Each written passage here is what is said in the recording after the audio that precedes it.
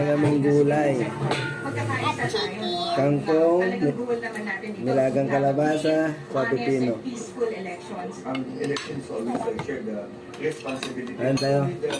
At chicken. Sa pan. Security was Sausawan.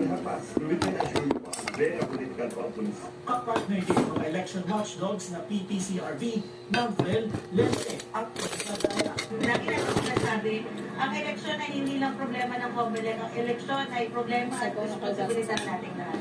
Kasi sa gawin na kalabasa. It's for the Philippines. But even more so, I think now, because there are so many factors in this election. So, instead of getting worried, support, help, unite. Sa walang We kalabasa. have to strengthen our information dissemination among the voters. We're working with various CSOs to deliver our programs. Ito sa buko. Nandiyan pa rin yung pandaraya. Hindi lang ng malalaking negosyo, kundi pati na rin ang mga political dynasty. Patuloy natin dapat itong labanan. Hindi lang sa ating mga election watchdog, kundi na rin sa mga news media organization na patuloy na nagtataguyod ng katotohanan. Kasama rin ang ABS-CBN bilang election partner Lagang at kangkong. ibang media organizations.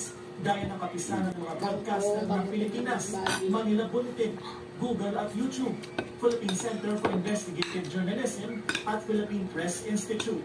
ABS-CBN, Pipino. isa sa mga pillars yan ng association. So, samahan natin yun. Dahil alam natin is will help ensure a free, honest, and peaceful... Bawat kalabasa nito. Nilaga. Pagbuklo rin sa Dinisaya? ating mga Yung isang kalabasa lang, nilaga. inisyatiba hinggil sa pagtitiyak ating mga mamayan ay makatatanggap ng makabuluhan at totoong impormasyon para maging gabay sa kanilang pagpapasya. Maraming mga bad actors who will try to influence the elections. So, whether your media platforms like us, every Filipino citizen, talagang kailangan Yan ako hindi marunong magkain ng gulay. Dahil future natin yung nakasalalay dito. Ang importante sa partnership natin with ABS-CBN ay kayo yung may reach.